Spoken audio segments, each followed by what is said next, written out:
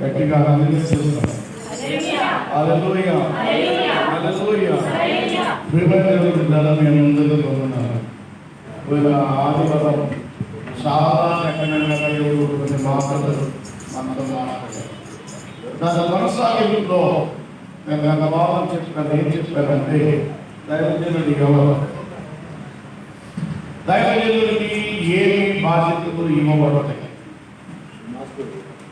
దైవజనుడు ఎందుకు దేవునితో సహవాసం కలిగి ఉండాలి, ఆ దైవజనుడి సహవాసం మనం ఎందుకు కలిగి ఉండాలి, దైవజనుడి యొక్క బాధ్యతలు ఎలా ఉంటాయో మోషే గారి ద్వారా దేవుడు మనతో మాట్లాడాడు. మోషేకి దేవుడు ఇశ్రాయేలు బాధ్యతను అప్పగించాడు. రైట్, ఇశ్రాయేలు బాధ్యతను అప్పగించాడు. 450 సంవత్సరాలు బానిసత్వంలో ఉన్నటువంటి వారి వరకు మోషే గారిని ఆ మరొకరు పంపించి ఏవైనా అద్భుతాలు చేసి బయటకు తీసుకొచ్చి ఎన్నో సంస్కృతి చేశారు, ఎన్నో అద్భుతాలు చేశారు, ఎన్నో మహాకార్యాలు చేశారు. అయితే ప్రభువు చెప్పాడు, మోషే నువ్వు కొండ మీద ఇలా ప్రార్థన చేసుకుంది కానీ నేను ఎందుకు కొన్ని మాట్లాడాలని విషయం చెప్పాలని మోషే గారికి వచ్చినప్పుడు భూమి మీద ఉన్నటువంటి ప్రజల నిమిత్తమై, ఆయన జనాల నిమిత్తమై మోషే అనేకమైన నిబంధనలు చెప్పేవాడు. నేను ప్రార్థన చేసుకోవడానికి పెడుతున్నా, నేను ప్రార్థన చేసుకోవడానికి పెడుతున్నా, దేవుడితో మాట్లాడడానికి పెడుతున్నా, దేవుడు నాకు అనేక సందేశాలు ఇవ్వాలి అని ఆలోచిస్తూ ఉన్నాడు. కాబట్టి నా ప్రియమైన దేవుని బిడ్డలారా, మీరందరూ కూడా ఎలా ఉండాలి, దైవజనులు లేనప్పుడు ఎలా ఉండాలి, దైవజనులు ఎదుగుతున్నప్పుడు ఎలా ఉండాలి అని వివరణ ఇస్తూ ఆ ప్రజలందరికీ అనేకమైనటువంటి నిబంధనలు చెప్పాడు మోషే గారు. ఎలాగ దేవుడిని ఆరాధించాలి, ఎలాగ స్తుతించాలి, మీ ప్రవర్తన ఎలా ఉండాలి, ప్రభుత్వ సత్సంబంధాలు దైవజనులు ఎదుగుతున్నప్పుడు ఎలా ఉండాలో దేవుడు అనేకమైన విషయాలు అలా చెప్పాడు. చెప్పినాడు ఆయన కొండ మీద పెట్టాడు, ప్రార్థన చేసుకుంటున్నాడు, దైవ సన్నిధిలో గడుపుతున్నాడు. 40 దినాల పైగా దైవ సన్నిధిలో గడుపుతున్నాడు. 40 దినాలు ఎవరి కొరకు ప్రార్థన గడిపాడు? కొండ క్రింద ఉన్నటువంటి ఇశ్రాయేలీయులందరూ, తన కోసం కాదు. 40 దినాలు కఠిన ఉపవాసం చేస్తున్నాడు. ఎవరి కొరకు చేశాడు? దేవుడి పిల్లలతో. ఆ ఉపవాసంలో ఉండటానికి, దేవుడితో మాట్లాడటానికి, దేవుడి దగ్గర సందేశం తీసుకురావడానికి ఆయన తర్వాత నలగొట్టుకుని దేవుడి దగ్గర మాట్లాడుతున్నటువంటి మోషే కింద ప్రజలకు చెప్తే వీళ్ళు ఏం చేశారు? మోషే గారు కొద్ది రోజులు గడపడం పోయేసరికి ఇక నాయకుడు లేడు అనుకున్నారు. విగ్రహాలు అయితే పిల్లల మోషే దేవుడితో అద్భుతంగా మాట్లాడుతున్నాడు, దేవుడు అద్భుతంగా మనుషులతో మాట్లాడుతున్నాడు. వాళ్ళిద్దరి మధ్య సంభాషణ బాగా జరిగింది. వాళ్ళిద్దరి మధ్య మోషే గారు ఆత్మీయ జీవితం బాగా వేసేకి నచ్చి మోషేను ప్రేమించినటువంటి దేవుడు నీ ప్రజలందరికీ ఈ ఆత్మని వారి దేవుడే స్వయంగా రాసించినటువంటి గొడవలను నుంచి పంపించాడు. మోషే గారు పట్టణం తీసుకుని వస్తున్నాడు, దేవుడి దగ్గర సందేశాన్ని తీసుకుంటాడు. ప్రజల వరకు దేవుడిచ్చినటువంటి గొప్ప ఆత్మను తీసుకుని ఎంతో ఉత్సాహంగా సంతోషంగా ఆయన ఆశపడి ఉంటాడు. నేను ఇన్ని రకాల దేవుడిని ఆరాధించండి, ఇన్ని రకాల దేవుడిని మయంపరచండి, ఈ క్రమంలో ఉండండి అని నేను చెప్పి వెళ్ళాను కదా. నా ప్రజలు నా మాట విని ఉంటారు, నా ప్రజలు నేను చెప్పినట్టు చేసుకుంటారు, ఖచ్చితంగా దేవుడిని వీళ్ళు ఆరాధిస్తూ ఉంటారు అనుకుని పాప ఆయన సంతోషంతో వచ్చేసరికి ఏం చేస్తున్నాడు?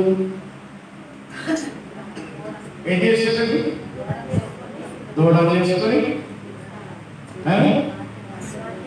దేవుడికి కాళ్ళకి మంచి ఎవరు వాళ్ళకంట చేతులుకున్నవి, ముక్కులుకున్నవి, చెవులుకున్నవి, ఆ బంగారం అంతా ఇచ్చి దూడ చేశారు. నేను అడిగితే వాళ్ళు తీసిస్తారు, మీ దగ్గర బంగారం మెడలో ఉంది ఇచ్చేయమంటే ఆడపిల్లి హిందీలో ఏమైంది కదా, మన ఎవరు బాధపడాలి. నేను కాదమ్మా 40 కోట్ల రూపాయల ధనం తిరుపతి ఉంది లేదు. నాకు కోట్ చేసేసి నిన్న భార్య ఏమండి విగ్రహానికి కళ్యాణించే వరకు బయటకు వచ్చింది. విగ్రహానికి చేతులు సుజాత చేతులతో బంగారు కష్టపడి చేయించుకుని బయటకు వచ్చింది. లోని ముక్కు కూడా బయటకు వచ్చింది. అన్ని బయటకు వచ్చింది. అవన్నీ రావడానికి మోషే గారు కాలపడి ఉన్నాడు.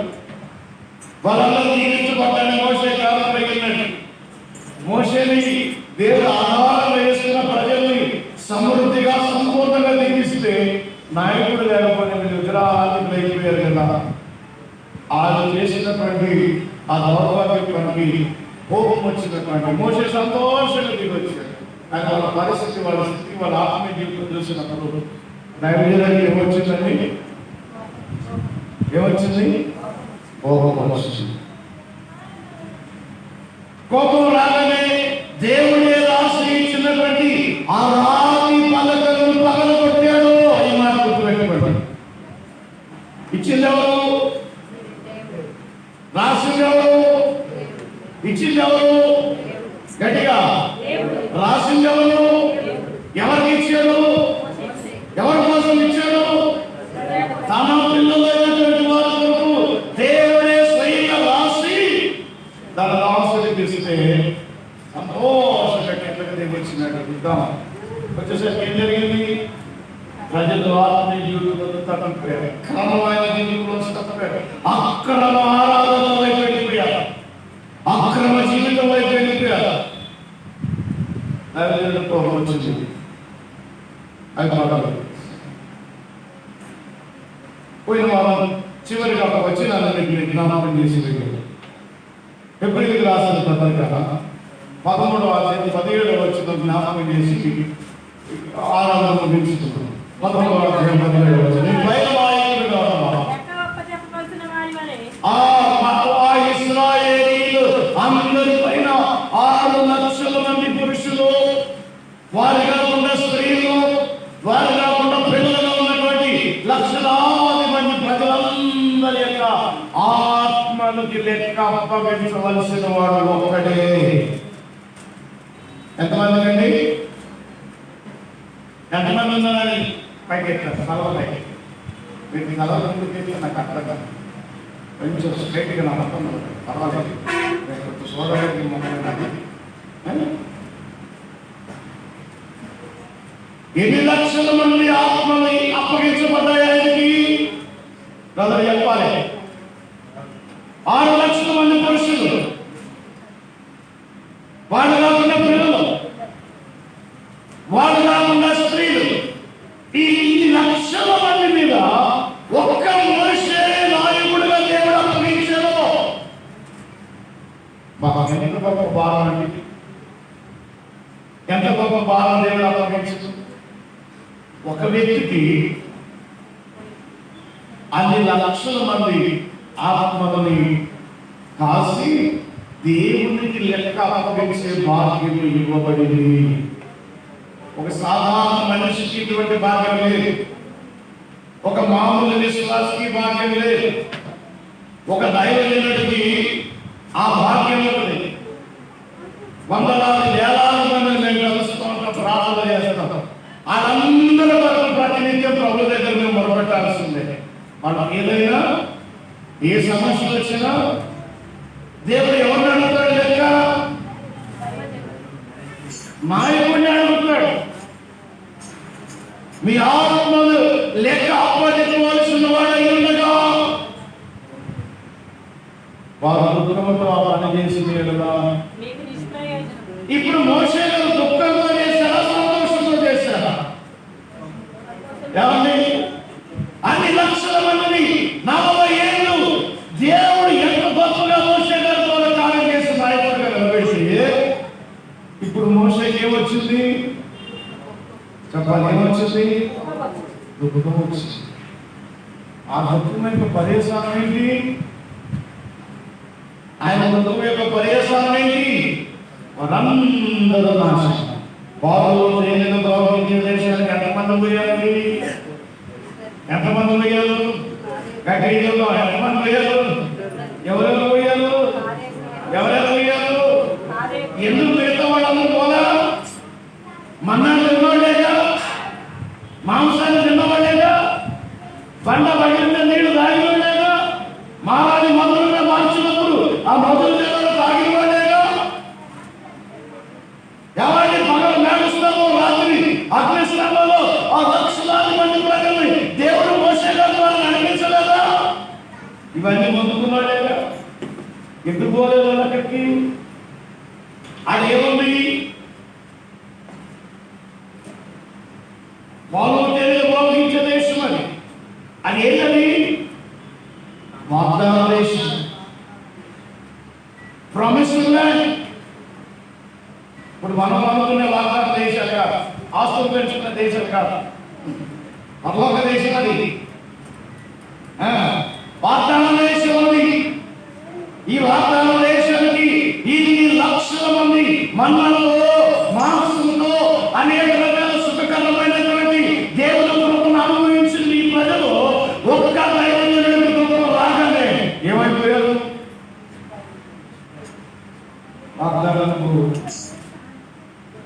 వాగ్దానాన్ని అమ్మకి ఏమంటాడు చూడండి. పరిశుద్ధ గ్రంథంలో నుంచి ఫిలిప్పీయులకు రాసిన పత్రిక 2వ అధ్యాయము 16వ వాక్యం నుంచి చదువుతాం. అతి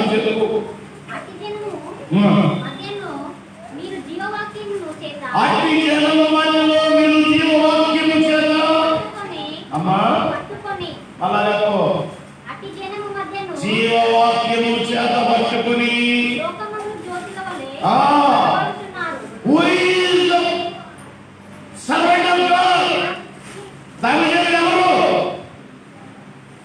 దైవజనులు ఎవరంటే జీవవాక్యము చేత పట్టుకుని జ్యోతుల వలె ఈ లోకంలో వెలుగొందుతున్నవారు. ఆమేన్. సంతోషంగా లేదా? పాస్టర్ అంటే ఎవరు? దైవజనులు అంటే ఎవరు? మన సొంత కవిత్వాలు చెప్పడానికి నేను రాలా, మా కథలు చెప్పడానికి నేను రావట్లా, ఏంటి మా భోగవేదన చెప్పడానికి రావట్లా, మా సొంత జీవితాన్ని గురించి ఇక్కడ తెలుసుకోవడానికి మేము రావట్లా. ఈ లోకంలో దైవజనుడు వారిని చోటు నియమించబడ్డాడు. అతని చేత ఏమున్నది అంటే జీవవాక్యం ఉన్నది. ఈ జీవవాక్యము ఎవరి చేతులలో వాళ్ళు జ్యోతుల వలె వెలిగించబడతారు. Praise the lord. మరి జీవవాక్యం నీ దగ్గర ఉందా? బైబిల్ ఉందా? ఉందా? మరి నేను ఆలోచించుతా ఉన్నా. ఎవరికి బైబిల్ వాక్యం పట్టుకున్నా? ఇద్దరు పట్టుకున్నాం. మనం నేను నువ్వు పట్టుకున్నాం. నన్ను ఏమంటున్నాడు? నన్ను ఏమంటున్నాడు? అది మాట్లాడాలి. ఇప్పుడు చదివారు ఏమంటున్నాడు? చూసారు మన నిన్నేమంటారు అడుగుతున్నాను అనుకుంటున్నాను. చెప్పండి జవాబు. నన్ను ఏమంటున్నాడు? వాక్యాన్ని పట్టుకున్నాడు. ఏమంటాడు? వాక్యాన్ని ప్రకటించి నాయకుడు కాదు, చోదరుడు అన్నాడు. అక్కడ సరిగ్గా వాక్యాన్ని జీవవాక్యము చేత పట్టుకుని ఆమేన్. హల్లెలూయా, హల్లెలూయా. జీవవాక్యం పట్టుకున్నాడు. లోకంలో చోదరులు ఉంటారు, అనేకులు వెలుగులో ఉంటారు, అనేకులు ఆశీర్వాదకరంగా ఉంటారు, అనేకులు దీవెనకరంగా ఉంటారు. నీ దగ్గర ఏంటి? నీ దగ్గర ఏముంది? దగ్గర ఒక నవలం నీ దగ్గర కూడా ఉంది.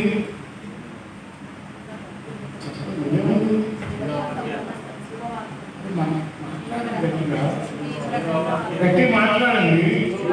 ఏముంది? ఉంది కదా. మరి నిన్నేమంటాడు? ఇప్పుడు ఆరిపోయిన దేవుడు అంటాడా?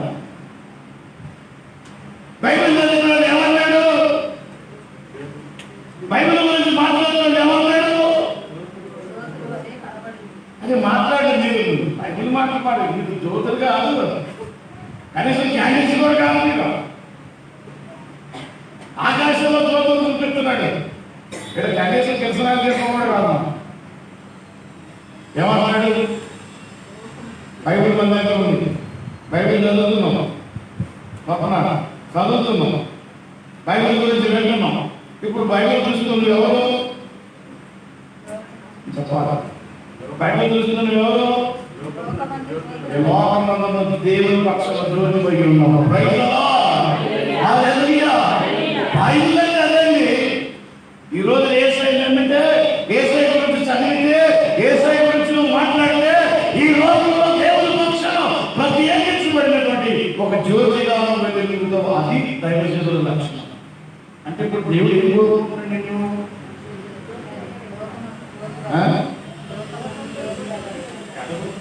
ఆకాశంగా కోరుకుంటున్నాడా, మనసు కోరుకుంటున్నాడా? ఇప్పుడు మనం ఆకాశంలో దొరుకుతుందా, మనసు కింద దొరుకుతుందా? కాబట్టి ఏం దొరుకుతుందా అండి? మనం కూడా ఎదిరించి పట్టాలి. ఏడాడు మనం ఎదిగంటే కింద కాళ్ళకంటే కదా, అంతే కదా, కాళ్ళ కింద కదా. బైబిల్ చదివేది, బైబిల్ గురించి మాట్లాడేది, బైబిల్ ధ్యానించుకోవాలి, బైబిల్ ఇతర బోధించుకోవాలి. ఈ లోకంలో ఆకాశ నక్షత్రం వలె జ్యోతి అనగా నక్షత్రం, నక్షత్రములు గోని వెలుగుతారు ఇక్కడ. Praise the lord. అందుకని మనం దేవుని వచనాన్ని మాట్లాడాలి, దేవుని మాట గురించి మాట్లాడాలి, దేవుని మాటను మనం ప్రకటించాలి. ఎక్కడికి పోయినా ఎవరితోనైనా యేసయ్య గురించి మాట్లాడితే దేవునికి ప్రాధాన్యత ఇస్తాడు. ఆ ప్రాధాన్యత కలిగిన వాడే నాయకుడు, ప్రాధాన్యత కలిగిన వాడే నాయకుడు. దేవుడికి స్తోత్రంగా హల్లెలూయా. రాత్రి నా దగ్గరికి, మా ఇంటికి దుబాయ్ నుంచి ఒక ఫ్యామిలీ వచ్చింది. వాళ్ళు మధ్యాహ్నం 2 గంటలకు వస్తామని, కానీ రాత్రి 8 గంటలకు వచ్చారు. ఒక ముగ్గురు వచ్చారు. చాలాసేపు రాత్రి పనులు ఉన్నారు, అక్కడ మాట్లాడుతున్నాం, భోజనం చేసాము. మేము వెళ్తాం అయ్యారు సరే ప్రార్థన చేసేటప్పుడు నేను ఒక పేరు జ్ఞాపకం చేశాను. తన ప్రభుత్వం నమ్మకం. కానీ దుబాయ్లో ఉన్నటువంటి అమ్మాయి వాళ్ళ చెల్లి వాళ్ళ ఫ్రెండ్ అతను చెప్పి అమ్మాయి దగ్గరికి వెళ్ళండి, దేవుడు అక్కడికి భోగం చేస్తారు. వాళ్ళ కావాలి, వాళ్ళ ప్రభుని ఎరిగిన వాళ్ళు చాలా కాలంగా చాలా బయటకు ఉన్న బాధ శరీరంలో బయటకు వెళ్తూ ఉన్నారు. అక్కడ శారీరకంగా వాళ్ళు చెప్తే మా పిల్లడు ఎదుర్కొంటారు. ప్రార్థన చేసాము, ఒకటే ప్రేరేపు దేవుడు మహాకృప సంపూర్ణంగా పోతాం. బాగా అయిన తర్వాత నేను ఆ బాబు ఎట్లుండడానికి ఎట్లుండేదన్నా అసలు ఏమని అంటున్నాడో తెలుసా? నాకు ఒక అన్నున్నాడు, ఏ కాదు నాకు అని అంటున్నాడు. చెప్పిన మాట దేవుని వల్ల మనమైతే శిక్ష ఉన్నాయి. అందులో ఏమంటాడంటే ఒక్కసారి చూపినప్పుడు నాకేం కాదక్క, అన్నయ్య ఉన్నాడు, నేను అన్నయ్య అయిపోయాను. అన్నయ్య ఉన్నాడు, ఏం కాదు, నాకు ధైర్యం వచ్చేసింది, ఇక నాకేం ప్రాబ్లం రాదు. హల్లెలూయా, హల్లెలూయా. ఒక దైవజనుల ద్వారా దేవుడు చేసే కార్యము వాళ్ళ జీవితాలకు భరోసా ఇస్తుంది, నమ్మకాన్ని ఇస్తుంది, వాళ్ళ జీవితాలను ప్రోత్సహిస్తుంది. ఇబ్బందుల్లో ఇరుకుల్లో ఉన్నప్పుడు ఒక దైవజనుల ద్వారా దేవుడు చేసే కార్యాలు వారిని బలపరుస్తాయి. ఆ దైవజనుడు ఎవరై ఉండాలంటే బైబిల్ పట్టుకున్న ప్రతి వాడు ఉండాలి. ఒక బైబిల్ పట్టుకున్నాడు దైవజనుడు కావాలా లేదా? కావాలా లేదా? జ్యోతి కావాలా లేదా? ఏమవుతుందా? అసలు నా బుద్ధి తెలిసిన దాని బట్టి కూడా లేదు. గుడ్డముట్ట పెట్టి మేము చదువుకునేటప్పుడు ఈ ఉంటుంది బాటిల్స్, బాటిల్ కిసనాలు పోసి ఆ మూత మీద బొక్క పెట్టి ఒక ఒత్తి గుడ్డ మీద పెట్టి దాన్ని ముట్టించుకొని 10th క్లాస్ చదువుకున్నాం అన్న. బాగా గుర్తున్నాక గుడి దీపాలు పెట్టుకున్నది. ఇప్పుడు మనం గుడి దీపాలు ఉన్నామా, జ్యోతులాగా ఉన్నామా? గుడి దీపాలు మూసుకొని ఇంట్లో పెట్టుకుంటున్నాడు. ఏది ఆదివారం రోజు దులుపుకొని వచ్చుతాడు. కదా. బైబిల్ చదువుకుంటూ అవసరం వచ్చిన ప్రతిసారి నలుగురితో దేవుని గురించి మాట్లాడే ప్రతి వారు జరుగుతుంది. ప్రైజ్ ది లార్డ్, హల్లెలూయా. అన్ని లక్షల మంది ప్రజలకు మోషే జ్యోతి వలె కనబడాలి, కానీ వాడికి ఎక్కడ కనబడుతున్నాడేమో లెక్కలేదు కదా. ఆయన మాటలు లెక్కలేదు, ఆయన చెప్పిన మాటలు వాడికి జ్ఞాపకం లేవు. ఏం చేశారు? ఆ జ్యోతిని వాడు జ్యోతిని ఆపేయడం వల్ల, అనగా దైవజనుడికి విలువ తీసివేయడం వల్ల, ఆ దైవజనుడి మీద గౌరవం పోవడం వల్ల దేవుడు ఇచ్చిన పర్యాలను అంత ప్రమాదకరంగా అర్థమవుతుందండి మాట? అర్థమవుతుందా? ఎప్పుడైతే మోషే గారికి కోపం వచ్చింది, మోషే ప్రజల కొరకే బ్రతుకుతున్నారు. దగ్గరగా 87 నుంచి 120 సంవత్సరాల మధ్యగా వృద్ధాప్య వయసులో అన్ని లక్షల మంది ప్రజలకు 80 ఏళ్ళ తర్వాత ఉపవాసం పడడం సామాన్యమైన విషయం అండి. మీరు రెండు చూడండి, నేనైతే నేను లక్షగా పడిపోతాను, కళ్ళు తిరిగిపోతాయి, పక్కనే ఇక నాకు రెడీ చేయాలి అంబులెన్స్. నేనైతే ఉన్నాను. మరి మోసే వయసు ఎంత? ఫరో దగ్గరికి వెళ్ళినప్పుడు 80 సంవత్సరాలు ఆయన వయసు.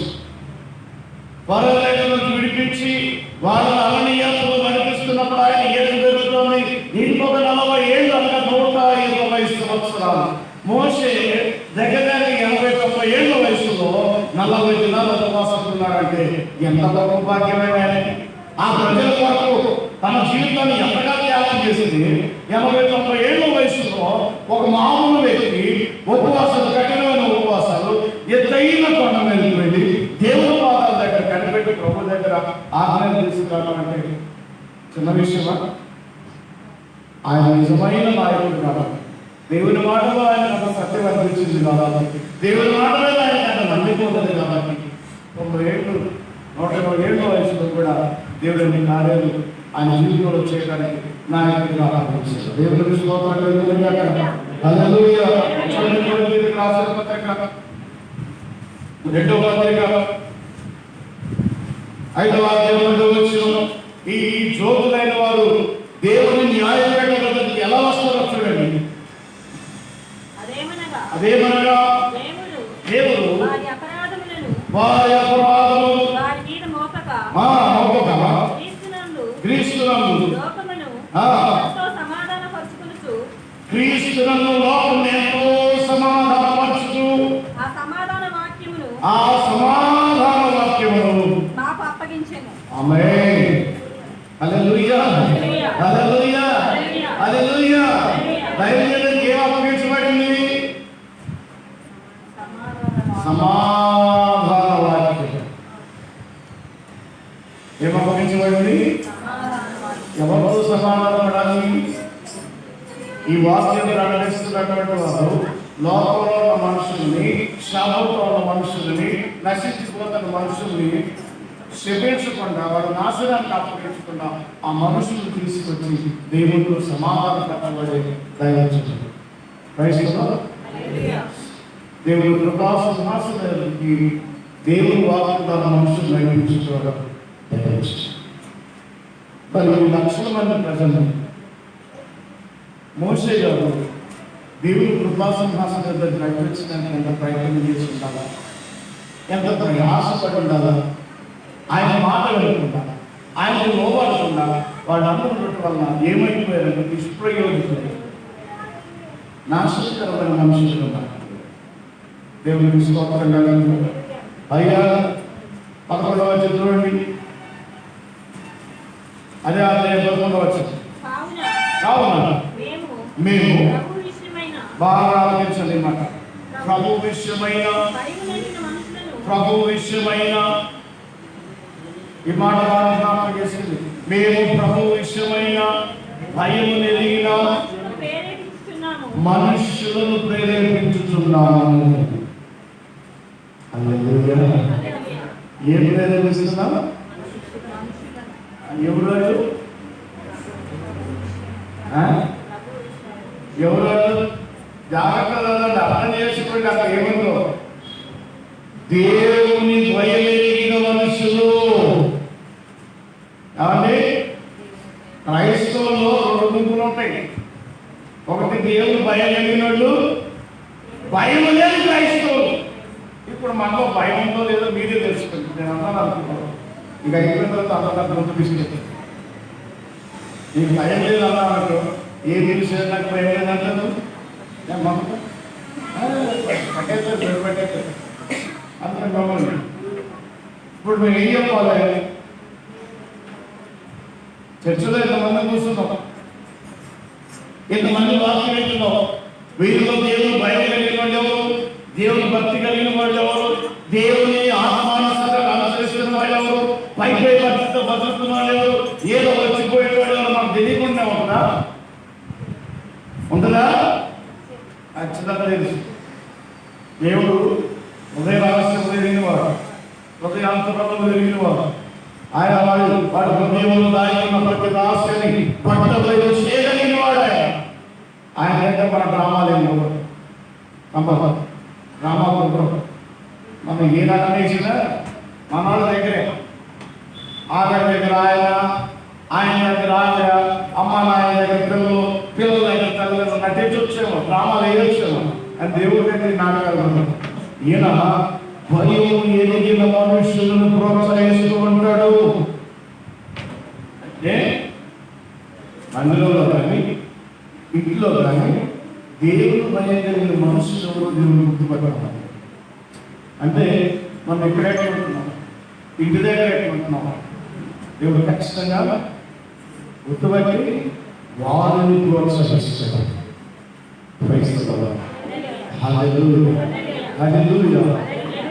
బాబాకి చెప్తున్నానంటే, నా మొక్కలు చూడండి, నా వైపు పదార్థం ఉండినట్టే నేను చెప్పే వాక్యంలో ఒకట, మీ హృదయాల్లో ఒకట పెడుతున్నప్పుడు మీ ముఖాలు వికసిస్తాను, ముఖాల్లో సంతోషం వస్తుంది. ఏదో అట్లా కాకుండా ఓ బిందువులు నిలబడినట్టుగా, సమస్త సమం నాశనం అయిపోయినట్టుగా ముఖాలు ఆనందాన్ని ముఖాలు వేసుకొని, ముఖాలు ఇంత నల్ల కప్పు వేసుకొని, ఇంత నల్ల ముసుగు వేసుకొని కూర్చుంటారు. మన సంతోషం ఉండదు, ఆనందం ఉండదు. ముఖాలు దిగాలు కూర్చుంటారు, ఏదో ఆస్తంతా పోయినట్టుగా.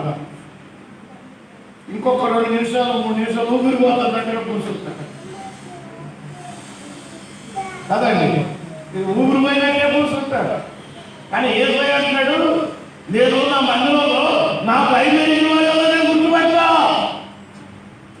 నా భయమైన వాళ్ళని గుర్తుపడతా. ఇంట్లో కూర్చున్నప్పుడు, మీ పరిపాలనలో ఉన్నప్పుడు మీరు నాతో ఎంత భయంగా ఆలోచిస్తున్నారో, మీరు పని చేస్తున్నప్పుడు నాతో ఎంత భయంగా ఉంటున్నారో, భయం లేకుండా బయట బలాలు ఎక్కడ ఉంటున్నారో మేము బాగానే గమనిస్తాం. ఈ భయం ఏంటి? భయంతో కొన్ని భక్తి, భయం లేదు భక్తి కూడా నాకు కాదు. అది ఫస్ట్ బయటపడే దేవుడి దగ్గర, సెకండ్ బయటపడే దగ్గర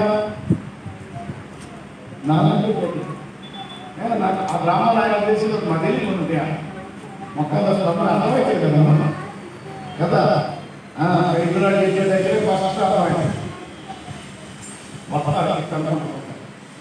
ఈ కట్టి అర్థం దగ్గర కూడా ఓపెన్ అవుతా చూసి ఏ ప్రయత్నం చెప్తే ఏం ముత్యాలు లేకపోతే తగ్గ చెప్తాను. ముందు అక్కడ నుంచే ఇవన్నీ డ్రామా లేదు కదా. ఇక్కడ ఉన్నాడు ఎవరు, ఇక్కడ లేనాడు ఎవరు ఏమో తెలుస్తుంది కదా. పైపెచ్చు రోజు అంటారా ఇద్దరు భార్య భర్తలు ఇద్దరు ఒక గాడి మీద ఎక్కిపోతా ఉన్నారు. ఇద్దరు భార్య భర్తలు గాడి మీద ఎక్కిపోతా ఉన్నారు. దేవి అంటున్నాడు, ఇద్దరు మనుషులు గాడి మీద ఎక్కి గాడి మోసిందా? ఎవరో ఒక ఎక్కొచ్చు కదా అని అంటే పాపం కొద్ది దూరం పెడుతుందంట. భార్య అందంట, ఏమండి నేను దిగుతాను, నేను కొద్ది దూరం నడుస్తుంది అప్పుడే కూర్చొని కొద్ది దూరం భర్త గాడి మీద కూర్చున్నాను, గాడిలో పోతాను. ఆ గాడి పక్కనే ఆవిడ నడుస్తా మమత అన్నట్ట చూసావా వాడికి ఏమాత్రం భార్య ప్రేమ భార్య ప్రేమ ఉంటే భార్యను గాడికి చెప్తాడు కానీ వీడెక్కుతాడా వీడికి పోయేదా తిట్టకున్నాడే అనగానే పాపం ఆయన దిగి మా తల్లి ఎక్కువే బాబా ఎక్కి 19 తర్వాత కిరణ్ అంటాడు అసలు ఏమాడలేదు మొగుడిని అసలు చలాయించు మొగుడి మీద ఆమె పైకి మాట్లాడినాగా మొగుడిని అడిగి ఇప్పుడు ఏం చేయాలా ఇప్పుడు బాగా దిగాల దిగి ఇప్పుడు గాడి పైన గాడి పైన చెప్పండి బరువు మరి బరువు దించావు కదా నువ్వు మొయ్యట్లా అర్థమవుతుందా గాడిని దించావు గాడి పడి అది గాడికి తెలుసు ఏంటంటే నేను మొయ్యగలను గాడి మీద భార్య భర్తనే తెలుసు మేము బాగలేదు భార్య నడవలేదని భర్తకు తెలుసు భర్త నడవలేదని భార్య తెలుసు వీళ్ళెక్కడూ నడవలేదని వీళ్ళకి మొయ్యాలని బాధ్యత నాకుందని గాడికి తెలుసు నీకేం పోయే పక్కన ఏం పని అంతే కదా ఇప్పుడు ఎందులో ఈ పిక్చర్లో గాడి ఎవరో చెప్పండి ఈ పిక్చర్లో గాడి ఎవరో చెప్పండి అసలు పోనీ భార్య ఎవరో చెప్పండి భార్య ఎవరు సార్ భర్త ఎవరో చెప్పండి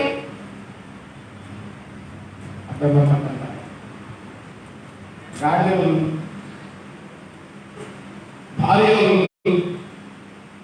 భర్త ఎవరు ఇప్పుడు చెప్తాను మీకు అర్థం కాదు అర్థమైతే భార్య ఎవరు వధువు అనగా భార్య ఎవరు వధువు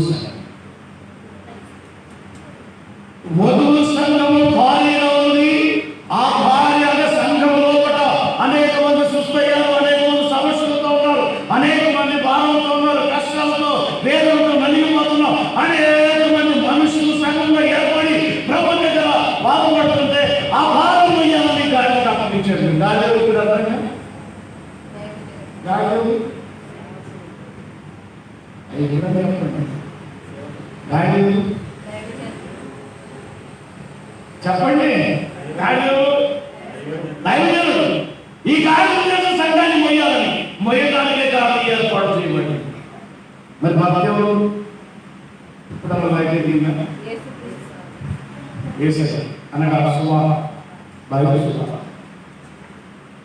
ఒక గాడి మీద దేవుడు సంఘం యొక్క భారాన్ని పెట్టాడు సువార్త యొక్క భారాన్ని పెట్టాడు ఈ సంఘ పరిచయకి స్వార్థ పరిచయకి అప్పగించబడి తన భారం తన వస్తు ఆ ముందు భారాలను వీడే పక్కన ఏమంటారు వీటికి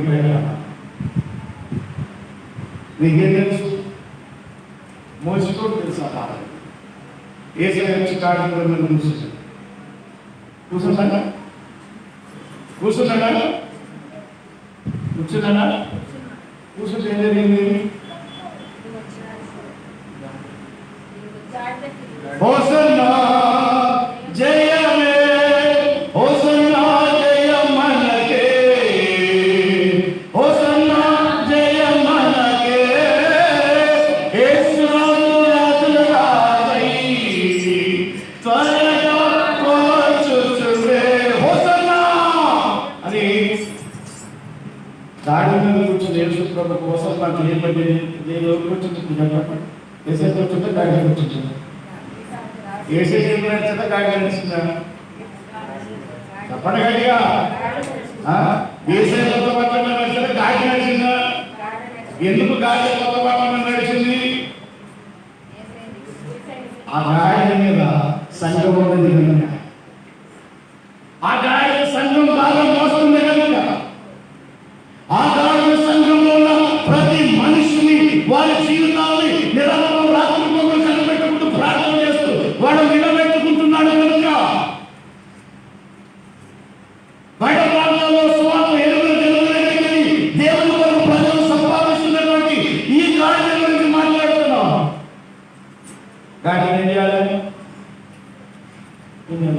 పట్టేసి చూసేసాను, మైలుగా చేసుకుని చూసేసాను. కానీ దాని స్వభావం ఏంటి? గాడిద యొక్క స్వభావం మైలుబట్టి పోయిపోయి మురుగుబట్టి పోయిపోయి ఆరోపోయి. అయితే అన్ని గాడిదలు గాడిద కాదు ఈ గాడిద, ఇది విలువైన గాడిద. ఈ గాడిద మీద వేసి ఎక్కుతున్నాడు. ఈ గాడిద మీద సంఘం ఉన్నది, ఈ గాడిద మీద సేవ ఉన్నది, పరిచర్య ఉన్నది. ఈ గాడిద గురించి దేవుని గురించి మాట్లాడుతున్నా, ఇంకా దేవుని నుంచి మాట్లాడుతున్నా, మమ్మత వచ్చి మాట్లాడుతున్నా. నువ్వు మోసా భారం మోసేవారు మోసేవా లక్షలాది మంది ప్రజలు మోసే ఏమైపోయాడో వస్తాడో రాదో, ఆ క్రమంలో సక్షిలో బతికిందో ఏ రోజుల్లో మనకి ఎంతగా బయలుదేరుతున్నారు. వీళ్ళు మోసేలా వీళ్ళు నరక చేసేలా చెప్పండి, వీళ్ళు సూచక క్రియలు చేసేలా, వీళ్ళు మన్నాన్ని రప్పించాలా, వీళ్ళు మాంసాన్ని రప్పించాలా, ఎలా సముద్రం వీళ్ళు బాయిగా తీర్చాలా, పగలు మేఘస్తంభాన్ని నిలబెట్టాలా, ఆకాశంలో రాత్రి అగ్నిస్తంభాన్ని వీళ్ళు నిలబెట్టాలా, బండలు మొదలుపెట్టాలా, మారని మొదలు వీళ్ళు మార్చాలా, ఏదైనా అనేక మంది దేవుడిని పాలకులతో రప్పించారు. వీళ్ళు నచ్చారా? మరి ఇది మాట్లాడినారు, వీళ్ళు మాట్లాడారు.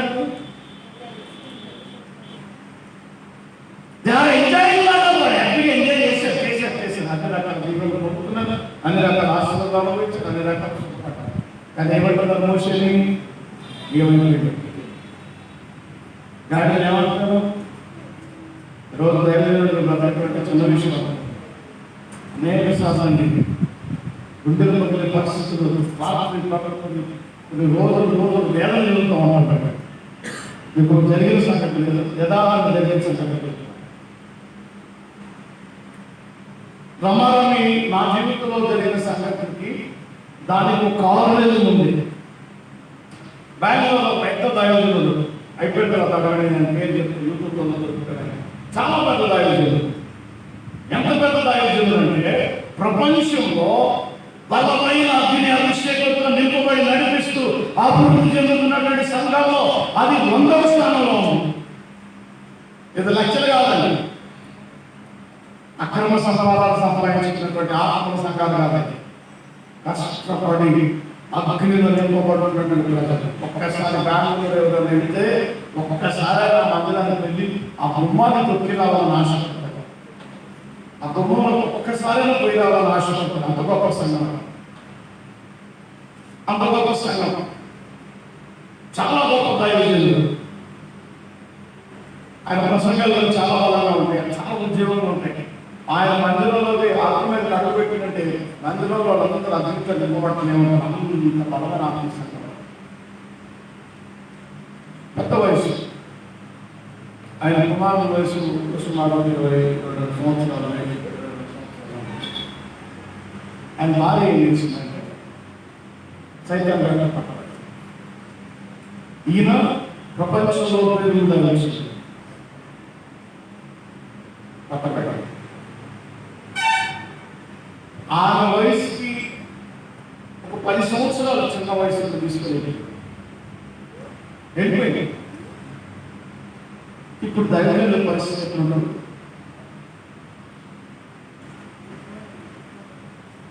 లక్షల మంది ప్రజలు ఆ సంఘంలో ఎంత తక్కువ మంది చేసుకున్నాం, 50,000 మంది పైన. ముఖం మీద దైవజనులు 50,000 మంది ఎంత దూరంగా మాట్లాడుతుంటారు, ఎంత దూరంగా అవమానిస్తున్నారు. ఆ దైవజనులు గుండెలు పగిలిపోయినారు, వెళ్ళిపోయినా. వాడు ఒక bank manager, private bank Meena మందిరాన్ని నేను నడిపించలేదు అని వెళ్ళిపోయాడు. 6 నెలల కాలం పట్టణంలో మోహాన్ని పగలగొట్టుకుంటున్నట్టు ఇన్ని లక్షల మంది ఆత్మతో నింపిన నీవు ఇక్కడ ఎందుకు ఇలా అనుమతించావు అని గుండెలు బాగుంటుంటే మందిరానికి 8 రోజులైతే బయటికి వెళ్ళాలి. రూమ్లోనే ప్రార్థన చూపిన కదా. ఆమె వెళ్ళిపోయిన తర్వాత దైవజనులు లోపల ప్రార్థన చేసుకుంటారు. వాళ్ళ కొడుకులు తీసుకొచ్చాక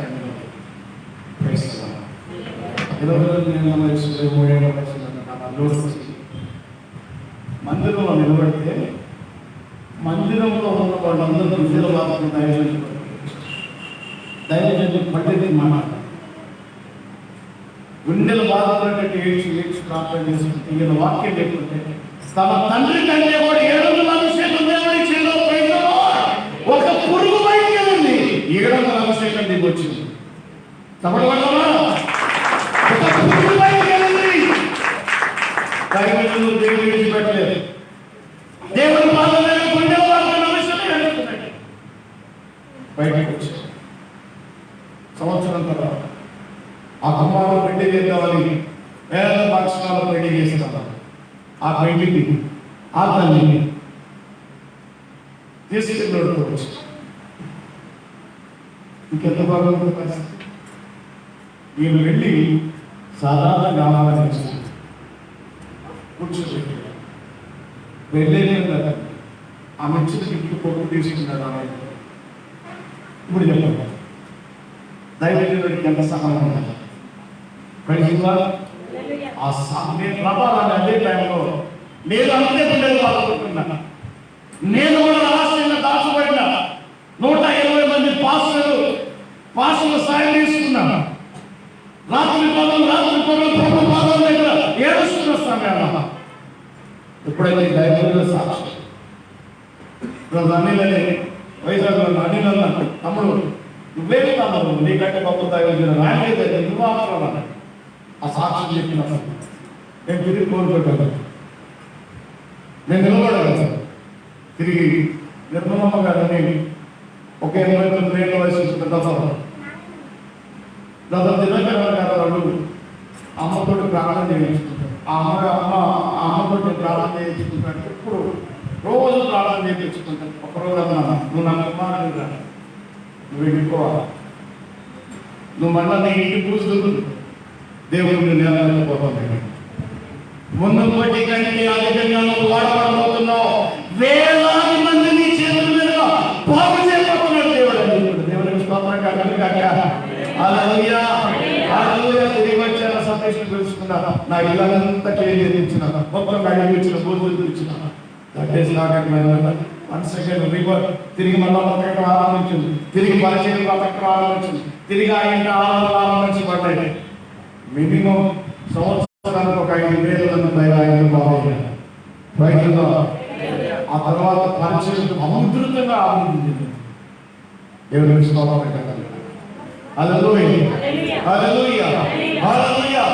ఎందుకంటే ఈ గాడిగా మోయడానికి ఇష్టపడింది, దేవుని భావాన్ని మోయడానికి ఇష్టపడింది. సంఘంలో అనేక రకమైన సమస్యలు, సంఘంలో అనేక రకాల మనుషులు, అనేక రకాల గుణాలు ఉంటాయి, అనేక లక్షణాలు ఉంటాయి, అనేక అభిప్రాయాలు ఉంటాయి, అనేక కోరికలు ఉంటాయి, అనేక ఇష్టాలు ఉంటాయి, అనేక అవసరాలు ఉంటాయి, అనేకమైన ఇబ్బందులు ఉంటాయి, అనేకమైన లోపాలు ఉంటాయి. అందరికీ జవాబు మోసేనే. దానికి దేవుడాడు మోసేతోనే. మోసే ఆయన ఎవరు ఆయన తెలుసు. 120 ఏళ్ళ వయసు, 80 నుంచి 120 ఏళ్ళ వయసు తన బాధమైంది, తన బాధ్యత తను ఏం చేయగలరో, ఎందుకు చేయాలో ఆయన ఎరిగిన వాడే అక్కడ ప్రార్థన చేశారు. ఇప్పుడు మోసేలు మన ఇష్టం చెప్పి మాట్లాడుకుంటాడు. ఏమండి అదోయ్య ఈ గాడి మీద ఏముంటుంది? నేను పెద్దగాడి అడ్డగాడి ఊరగాడి కంచెరగాడు నచ్చలేక నేను గాడి ఓ మామూలు గాడి. ఈ గాడి మీద దేవుడు ఏమైపోయాడు చెప్పండి. వధువు ఇద్దరు దగ్గర ఉంటుంది. గాడి భార్య దగ్గర ఉంటుంది. భార్య అనగా సంఘం, భర్త అనగా సువార్త. బాధ్య సువార్త బాగా ఉంటుంది. వాడు మీద సంఘము బాగా ఉంటుంది. నీ ఇంట్లో ఏ సమస్య ఉన్నా నా చెల్లి తెలిసి వినవలేకపోతుంది. నీ శరీరంలో ఏ కష్టం ఉన్నా దాన్ని బట్టి ప్రార్థన చేయాలి. రాత్రి బాబాలు దాన్ని మర్చిపోతాం. రైతులా అందుకే ఈ గాడిని దేవుడు ఎక్కడ నడిపిస్తున్నాడు తెలుసా? ఇశ్రాయేలు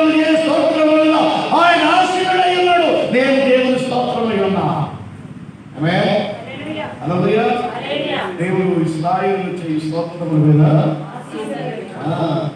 ఆ స్థితిని చేయకుండా నా స్థితి పైన ఆశ అంటే గాయం మీద ఆయన చిన్న పిల్లలు గాయం మీద ఆయన ఆశీని హల్లెలూయా. సేవకుడు సంఘాన్ని సువార్తని మోసేటువంటి భారం కలిగిన వ్యక్తి కాదు.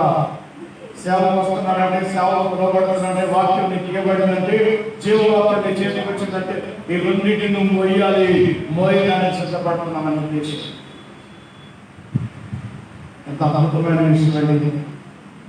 ఈ గాడిని ఏం చేయాలి? ఏసుదోడు మోయాలి, వాళ్ళ ఆవిడ్ని మోయాలి. వాళ్ళ ఆయన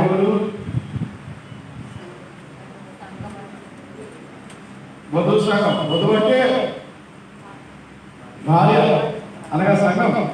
సంఘం యొక్క బాధ్యతలు ఉంటాయి. బయట పరిచర్యలో మన సంఘం అయినటువంటి విశ్వాసులు వేలాది మంది ఉంటారు. వాళ్ళ వరకు కూడా మనం ప్రయాసం క్రైస్తవులో సీగా వాక్యంలో ఉత్సాహపడిన వారికి దేవుడు అప్పగించేవారు. అంటే ఈరోజు బయలు పట్టినటువంటి నువ్వు దేవుడు గాయని కావాలి. గాయనికి భావం సంఘం గురించి ప్రార్థన చేయాలి, సంఘం బాధ్యతలు ఎత్తిరేసుకోవాలి, సంఘంలో ఉండాలి. బయట కనబడే వంశం గురించి కూడా దేవుని గురించి మాట్లాడాలి. క్రైస్తవులో ఆ దైవజన్ ఎంత బాధపడుతున్న ఆ దుఃఖం వేదన బాధ నలిగిపోయి 6 నెలలు తనకు మోకాడు పగలగొట్టుకుని దేవుడు తిరిగి పరిచర్య ఆగిపోతాం. అది బయటికి నాకు ఏమంటున్నాడు? ఆయన ఎవరు ఒక మాట అన్నాడు కదా, మాట వచ్చి పురుగుని దేవుడు తీసి పక్కన గ్యాంగ్రీన్ అయిందండి. బొట్టల వేలకి గ్యాంగ్రీన్ అయింది. ఏంటి గ్యాంగ్రీన్ అయితే ఏం తీసేస్తావు? కాలు తీసేస్తావా? తీసేయాలి. తీసేయకపోతే ఇప్పుడు ఆ పురుగు ఆ సంఘంలో ఉంది, పురుగు ఆ సంఘంలో ఉంది. ఆ పురుగును తీసేయకపోతే అంటే వాడి నాశనం చేసేది దేవుడు తెలుసు. ఇది పురుగు నమ్మ సంఘాన్ని పాడు చేసే పురుగు, సంఘాన్ని నాశనం చేసే పురుగు, ఆత్మీయ జీవితాన్ని పాడు చేసే పురుగు. దాని ప్రవర్తన చక్కకూడదు, తన ఆలోచన చక్కకూడదు, తనకు అనుభవం చక్కకూడదు, దాని మాట సరిగా ఉండదు, ఆత్మీయులు అనుకూలంగా దేవుడు కూడదు. అందుకని ఆ పురుగును ఏం చేయాలి? కట్ చేసి పక్కన పెట్టాలి. తీసేసి అవసరపడాలి. తీసేసి ఈనాడు ఆ సంఘం నేరుగా మన క్రైస్తవ ఆ సాక్ష్యం విన్న తర్వాత నా జీవితాన్ని దేవుడు పెట్టాడు. అలా అటువంటి సాక్ష్యాలు దైవజనుల జీవితంలో ఏదో జరిగింది కదా అని చెప్పేసి ఆయన పదే అవమానించుకోవటం, ఆయన ఒక మీటింగ్లు పెట్టుకోవటం, ఆయన గురించి మనుషులు ఎప్పుడు అసహ్య భావం దేశంతో ఉండాలన్నది కర్మ. ఈ గాడిలో మోస్తుంది, గాడి గురించి మాట్లాడే అర్హత నీకుందా? నువ్వు మోయగలవా? మోయగలవా? పట్టుమని ఒక 5 మందిని నువ్వు ప్రార్థన చేయగలవా? ఒక్కడిని బాగు చేయగలవా? ఒక్కడిని రక్షణకు నడిపించగలవా? గంటల తరబడి వాక్యం చెప్తాం. పొద్దున్న సాయంత్రం మనుషులు బాగు చేసుకుంటూ కూర్చుంటాం. మళ్ళా బయట పిలుచుల దగ్గరికి వెళ్తాం, అక్కడ మనుషులు బాగు చేస్తాం. మా పని ఏంటి? ఇదే. అన్ని లక్షల మంది అవసరాలు తీర్చినక్కడ మోషే గారు, అన్ని లక్షల మందిని వెలుగులో నడిపించిన మోషే గారు, అన్ని లక్షల మందిని దాహం తీర్చాడు, ఆకలి తీర్చాడు, బట్టలు పాతగిలకుండా కాపాడినటువంటి ఆ మోషేని మాట్లాడటం వలన, మోషే బాధపడటం వలన, మోషే కలవరపడటం వలన ఏం జరిగింది? 10 ఆజ్ఞలు పగిలిపోతే ఏమైంది? అదందరూ ఏమైపోయారు? ఏమైపోయారండి? మొత్తం ఆకలి. ప్రైజ్లో హల్లెలూయా, హల్లెలూయా. చూడండి, ఫిలిప్పీయులకు రాసిన పత్రిక 2:27 వచనం. నిజముగా అతడు రోగి చావుకు సిద్ధమై ఉండెను గాని దేవుడు అతన్ని కనికరించెను. అతని మాత్రమే కాక నాకు దుఃఖము మీద దుఃఖము కలుగుకొనుటకై నన్ను కనికరించెను. హల్లెలూయా, హల్లెలూయా. చూడండి, ఇక్కడ ఒక అద్భుతమైన విషయాన్ని సత్యాన్ని గమనించండి. చాలా జాగ్రత్తగా వచ్చిన ఇక్కడ 2 విషయాలు ఉంటున్నాయి. ఇందులో 2 విషయాలు ఉంటాయి. సావులను లోనైనటువంటి మనిషిని బాగు చేస్తున్నాడు. ఆ దైవజనుడు దుఃఖం మీద దుఃఖం కలుగుతుండగా వాడిని కూడా కాపాడుతాడు. రైట్ కదా? హల్లెలూయా. మనం జాలి పడతాం. ఒకసారి నాకు ప్రాబ్లం వచ్చిన తర్వాత ఫస్ట్ టైం నేను చిన్నతనంలో ఇంటికి పోయినా. సుజాత మామయ్య ప్రార్థన చేయాలి, నా సంఘం ప్రార్థన చేయాలి అన్నాను. వాళ్ళు అంటాడు అన్నేక బాధ బట్టి మళ్ళీ ప్రార్థన పెట్టాను. ఫస్ట్ మాట జాలిగా ఎంత సంతోషంగా అనిపించింది. అంటే ఈ బాధలో ఈ బాధలో ఈ దుఃఖంలో ఈ విందులో ఉంటే యవమానాలు ఉంటే అన్నకు బాధ పెట్టద్దు, మనం ప్రార్థన చేయాలి. అన్న చెప్పినటువంటి మొదటి మాట. ఆ తర్వాత వచ్చి నేను చూడాలి. ఆ మాట ఇప్పటికీ నా హృదయంలో స్ట్రాంగ్గా ముద్రించబడి. ఎందుకంటే అన్న బాధతో, అన్న కష్టంతో, అన్న దుఃఖంతో, అన్న వేదనతో ఆయన మళ్ళా మనం బాధ కట్టాలి. ఆయన ఒకటి మనం ప్రార్థన చేయదని ఆ అమ్మాయి చెప్పింది. ఆ తర్వాత ఆయన దేశం పాడాలి, గట్టి గట్టి పాడాలి. అవి ఎప్పటికీ గుడిలో లేవు. వాళ్ళకి అవసరం వచ్చినప్పుడు ఒకసారి తిప్పారు. వాళ్ళ గుర్రం సక్కం లేనప్పుడు వచ్చి ఆ బాణాన్ని దిక్కింది వెళ్తారు. బాణాలు ఎవరు తీస్తలే బయట, బాణాలు బయటికి రావు. అవసరం అయితే బుద్ధితో ఈ చివరి నుంచి రావాల్సిందే. వాడు ఏమైనా కానీ ఆ బాణాన్ని ఎక్కడెళ్తా ఉంటారు. అవసరం వచ్చినప్పుడు, వాళ్ళకు అవసరం వచ్చినప్పుడు, వాళ్ళకి అనుకూలం లేనప్పుడు, వాళ్ళకి ఇష్టం లేనప్పుడు, వాళ్ళకు కోపం వచ్చినప్పుడు, వాళ్ళకి బాధ వచ్చినప్పుడు ఆ బాణాన్ని ఎక్కడెళ్తూ ఉంటారు. బాణం రాదు. ఎందుకంటే కూర్చోరు, బాణంలోతో కూర్చోరు. గుండెలోంచి బయటకు వచ్చింది. ఇక తిప్పుతా ఉంటే వచ్చి తిప్పినప్పుడల్లా, దానికి వెళ్ళినప్పుడల్లా, నువ్వు మాట్లాడినప్పుడల్లా, నువ్వు అవమానించినప్పుడల్లా, ఆ దైవజనుడి గురించి నువ్వు చెడుగా మాట్లాడుతున్నప్పుడు వాడి బాధ కానీ, వాడి శ్రమ కానీ, వాడి వేదన కానీ గుర్తుపట్టకుండా నీ లక్షణ దైవజనుడు చేసినటువంటి ఏ జాగాన్ని గుర్తుపట్టకుండా అజ్ఞానంతో నువ్వు మాట్లాడే ప్రతిసారి ఆ బాధను తెలియదు. వేదనతో నిండిపోయేటువంటి దైవజనుడి సేవకి అంత బాధ. నా ప్రేమ దేవుడు అన్ని అభిమానాలు పడుతున్నప్పుడు కూడా, అన్ని నిందలు పడుతున్నప్పుడు కూడా, అన్ని ఆవేదనలు పడుతున్నప్పుడు కూడా, అన్ని అవమానాలు వస్తున్నప్పుడు కూడా ఆ బాట ఎక్కడ నడుస్తుంది చెప్పాలి. గాడి ఎక్కడ నడుస్తుంది? గాడి ఎక్కడ నడుస్తుంది? సుజాత దేశం వచ్చి ఇప్పుడు నేను అదే గుడ్ ఫ్రైడే ఏ పండుగ కొత్త చేస్తున్నాను తెచ్చేసి అన్నా చీరబడినాడు చీరపడిస్తే కొత్త బట్టలు తెచ్చి అమ్మబడితే ఆ గాడి దాని మీద నడుస్తుంటే ఆకులు పట్టుకొని, ఈత మట్టలు పట్టుకొని, ఖర్చులు మట్టలు పట్టుకొని హోసన్నా చేయమని శుద్ధిస్తుంటే దగ్గరికి సంతోషమే కదా. ఈ బాణాలు ఉంటాయి. ఆ గాడి మీద అమ్మలు అట్లనే ఉంటుంది. అది గాడి దగ్గర నడుస్తుంది. చెప్పాలా? మీరు చేసే ప్రార్థనలు ఆ విధంగా కొత్త బట్టలు కూడా ఆ రైతులు నడిపిస్తాయి. అది ప్రోత్సాహం. దేవుడికి స్తోత్రం కలుగును. హల్లెలూయా, హల్లెలూయా. దేవుడి దైవజనుడి జీవితాలు ఎంత బాధ్యత అప్పగించి అంతే ఎప్పుడు. ఎందుకంటే దైవజనుడు మనసు ఎరిగినటువంటి విశ్వాసం సాధారణంగా ఉంటాడు. దైవజనుడు నిరంతరం ఒక విశ్వాసం ఎప్పుడూ కలిసి అనేక మందితో టైం స్పెండ్ చేయాలి, అనేక మందిని ప్రార్థన చేయాలి, అనేక మందిని ప్రోత్సహించాలి, అనేక సమస్యల మీద అంతమంది భావం ఒక వ్యక్తి మోయగలుగుతున్నాడంటే, ఒక దైవజనుడి గురించి మాట్లాడాలన్నా, ఒక దైవజనుడి గురించి విమర్శించాలన్నా నువ్వు ఏ భావం మోసేవని నువ్వు మాట్లాడగలిగి ఉండాలి. లేదు, కనీసం కొత్త బట్టలు పోసిన సందర్భంగా ఉందా? అట్లాంటి జీవితాలు ఏమైనా ఉంటాయా? నేను ఒక వ్యక్తి గురించి మాట్లాడతానంటే ఖచ్చితంగా నాకు కారణం ఉంటుంది. ఎందుకంటే నేను వాడు ఏదో చేస్తున్నాను, ఇది ఒక దైవజనుడిని విమర్శిస్తున్నానంటే ఖచ్చితంగా వాడు లోపాలు పట్టుకుంటాను. పట్టుకున్న దానికి ముందు నా వల్ల వాళ్ళకి ఏదో మేలు జరిగి ఉంటుంది. నేను వాళ్ళకి హెల్ప్ చేస్తున్నాను. చేయకపోతే నేను మాట్లాడతాను అనుకుంటున్నా.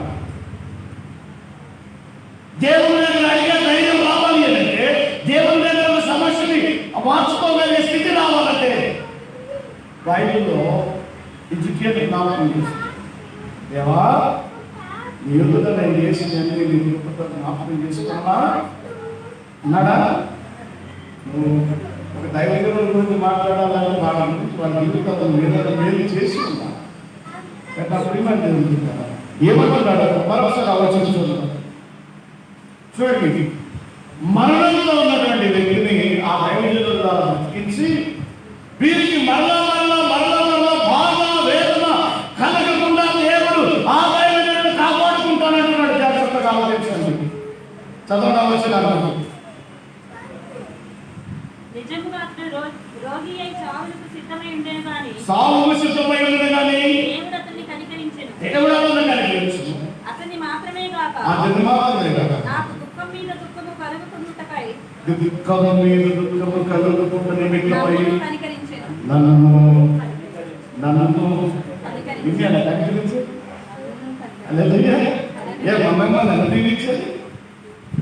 మీకేనా దుఃఖం తీసేసేది? నాకు తీసేయరా? తీసేసేది మీకైతే ఒక్కసారి దుఃఖం వచ్చిందంట. నా దగ్గర దుఃఖం మీద దుఃఖం, బాధ మీద బాధ, నిన్న మీద అవమానం మీద వస్తుంటే అవన్నిటి దేవుడు తీసేస్తాడు. దుఃఖం మీద దుఃఖం కలగకుండా చావులకు లోనైనటువంటి మనిషిని బ్రతికిస్తున్నాడు. అదే వ్యక్తికి దుఃఖం కలగకుండా, బాధ కలగకుండా, వేదన కలగకుండా అంటే అదేంటి? ఆల్రెడీ అతను దుఃఖంలో ఉన్నాడు, ఆల్రెడీ వేదంలో ఉన్నాడు, ఆల్రెడీ అతను బాధలో ఉన్నాడు, నిందలో ఉన్నాడు, అవమానంలో ఉన్నాడు, కృంగుదలలో ఉన్నాడు, ఆవేదనలో ఉన్నాడు. దేవుడు అతను కూడా కాపాడుతాడు. నిన్ను ఎంత జాగ్రత్తగా దేవుడు కాపాడతాడు. దైవజనుని అంతకంటే అతను కాపాడతాడు. దేవుడికి స్తోత్రం కలుగుగాక. హల్లెలూయా. చూడండి, నిర్గమకాండం 23వ అధ్యాయం. నేను ముగించిపోతాను. దుఃఖము కలగకుండా మనం ఏం చేయాలి? 23వ అధ్యాయం 21, 22 వచనం. ఆయన సన్నిధిని జాగ్రత్తగా నుండి ఆరాధించడమ్మా. ఆయన సన్నిధిని జాగ్రత్తగా ఉండి ఆయన మాట వినవలెను. ఆయన మాటే వినవలెను. ఆయనకి కోపము రేపవద్దు. మీ అతిక్రమములను ఆయన అమ్మా ఎంత పెద్ద మాట, ఎంత పెద్ద మాట అది. అందరూ ఒకసారి వచ్చినానికి అందరూ దగ్గర ఆఖరి నిమిషం 23వ అధ్యాయం 21, 22 వచ్చిన మీకు గుర్తున్నాను ఈ మాట.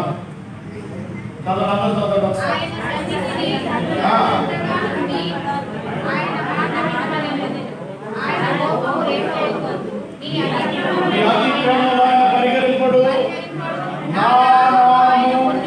ఆయనకున్నది. అయితే ఆయన మాటను జాగ్రత్తగా విని నేను చెప్పిన దేవత చేసిన ఎడల నీ శత్రువులకు శత్రువును, నీ విరోధికి ఏమనయ్యా. నేను ఒకవేళ శత్రువు అనుకుంటే దేవుడు నా శత్రువుని చేస్తాడా లేదా? నేను వాక్యమే చెప్తున్నా, నా సొంత కార్యక్రమం చెప్పాను.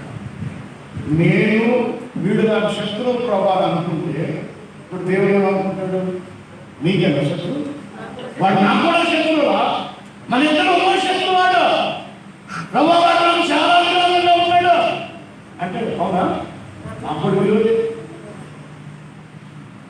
ఇప్పటి పక్షాన దేవుడు నీ విరోధి నా విరోధి, నీ శత్రువు నా శత్రువు, నీ గురించి చెప్పాలి అంటే నీ గురించి దేవుడు మాట్లాడాలి. ఏం చేయాలి? ఏం చేయాలి? ఆ పైన అదే కదండి. ఆయన సన్నిధిని జాగ్రత్తగా నుండి ఆయన మాట వినవలెను.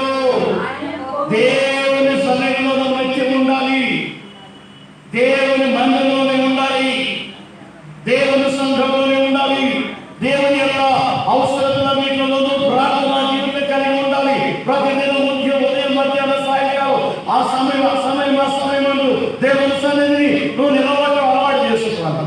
అక్కడ జాగ్రత్తగా మన జీవితాన్ని పరీక్షించుకోవాలి.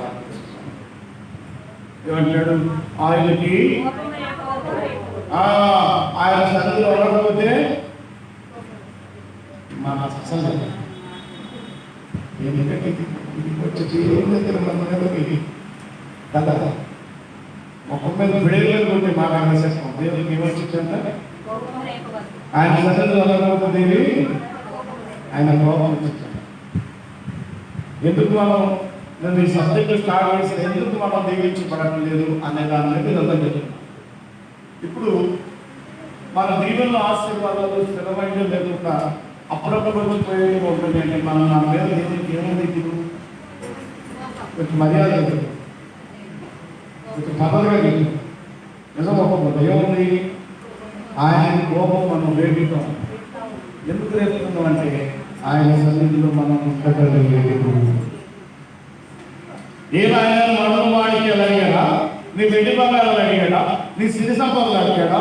నీ భోగభాగ్యాలు అడిగాడా? నీ ఆస్తులని రాసిమని అడుగుతుంది. నేనైతే అడగలేదు, దేవుడైతే అసలు అడగడు. నాకు నీ ఆస్తి అక్కడే దేవుడికి అక్కర్లేదు, నీ డబ్బు నాకు అక్కడే దేవుడికి అక్కర్లేదు. ఏమండి?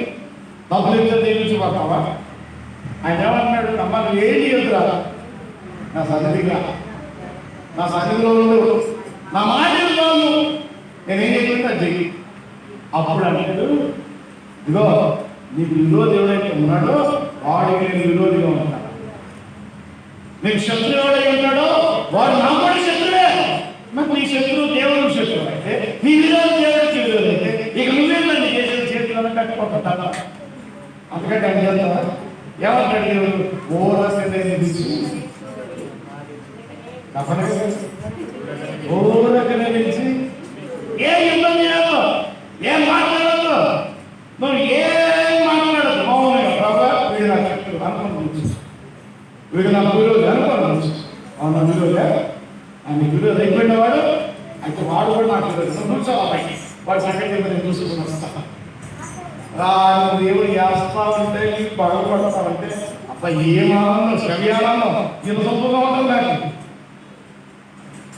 ప్రభా క్షమించాయని అనుకుంటే ఆ క్షమాపణ పదం ఏడు వెనుసొప్పుగా ఉంటుంది.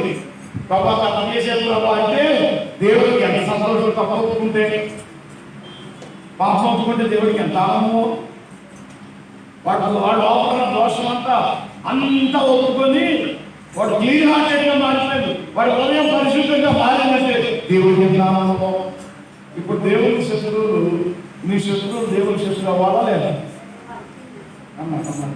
అవ్వాలా లేదా? ఏం చేయాలి? ఒక మాట అడుగుతున్నాడు ఆయన, ఏం చేయాలా?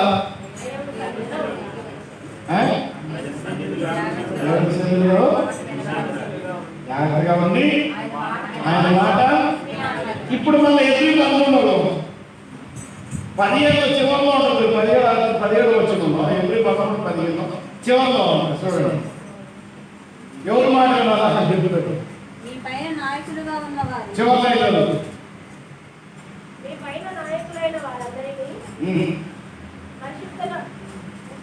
ఎబ్రిల్ రాసిన 13వ అధ్యాయం 15వ వచనం.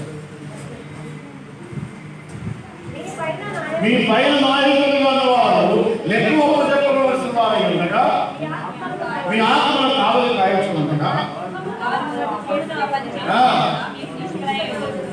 అదే అర్థమైనట్టు సమర్పకండి.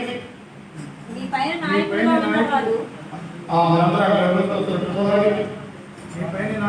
ఉన్నవాడు లెక్క ఒప్పచెప్పవలసిన వారి వలె మీ ఆత్మలను కాయచున్నారు.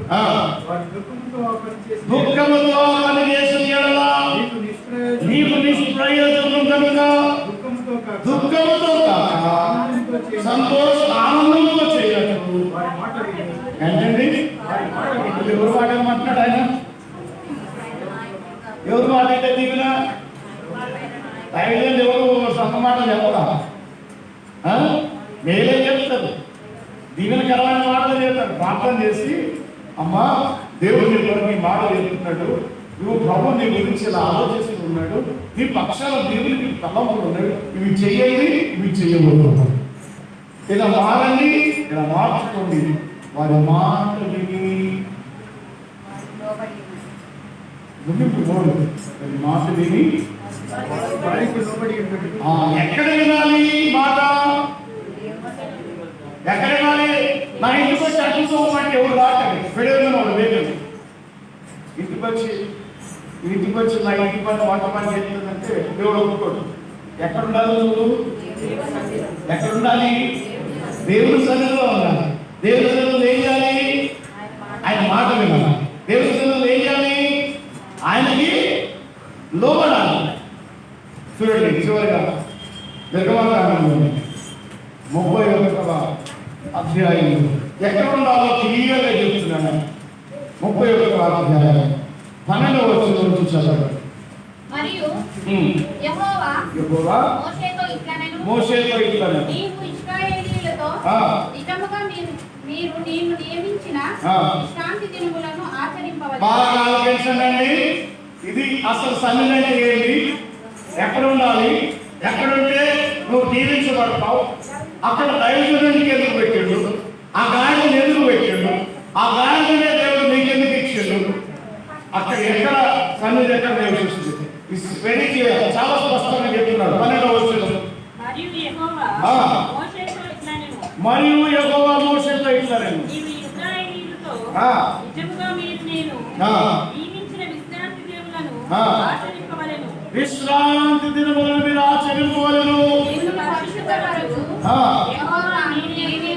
మిమ్మల్ని పరిశుద్ధపరిచే యెహోవాను నేనే అని తెలుసుకొనున్నట్లు అమ్మా తరతరములకు నాకును నీకును గురుతగును. అక్కడ ఎక్కడ మాట్లాడు? దేవుడు నియమించిన విశ్రాంతి దినములు అనగా ఆ ఇంకా చాలా విశ్రాంతి నిజముగా మీరు నేను నియమించిన విశ్రాంతి దినములను ఆచరించవలెను. మిమ్మల్ని పరిశుద్ధపరచుడు యెహోవాను నేనే అని తెలుసుకున్నట్టు అది మీ తరతరములకు నాకును మీకును గుర్తును కావున మీ విశ్రాంతిని ఆచరించవలెను. నిశ్చయముగా మీకు పరిశుద్ధమును దానిని అపవిత్రమించే పరచువాడు తన ప్రజల నుంచి కొట్టువేయబడును. 6 దినములు పని చేయవచ్చును. ఇప్పుడు అందరూ మాట్లాడుతున్నాయి.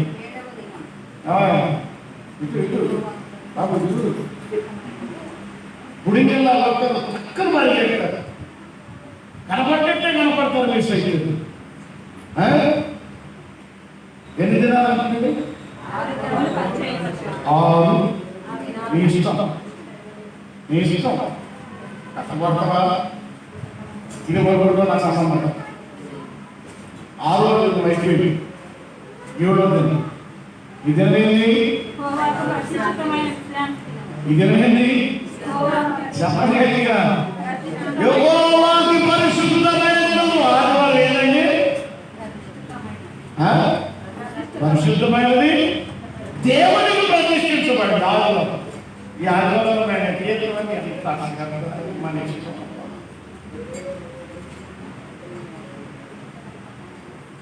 ఆ దినాల సందర్భంలో నువ్వు ఇల్లే కట్టుకుంటా, వాకిలే కట్టుకుంటా, నాకు సంబంధం.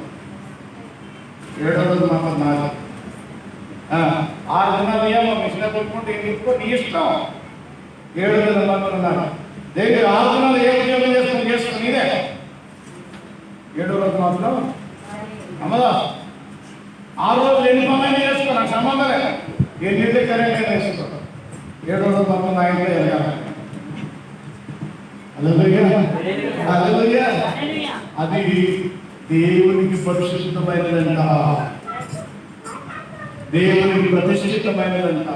అంటే ఒరే బాబు, 7వ రోజు దేవునికి ప్రతిష్ఠితమైనటువంటి అమ్మా. వారం కనపడితే కనపడదు. ప్రతిష్ఠితమైన దినాన్ని ఏం చేస్తున్నాం?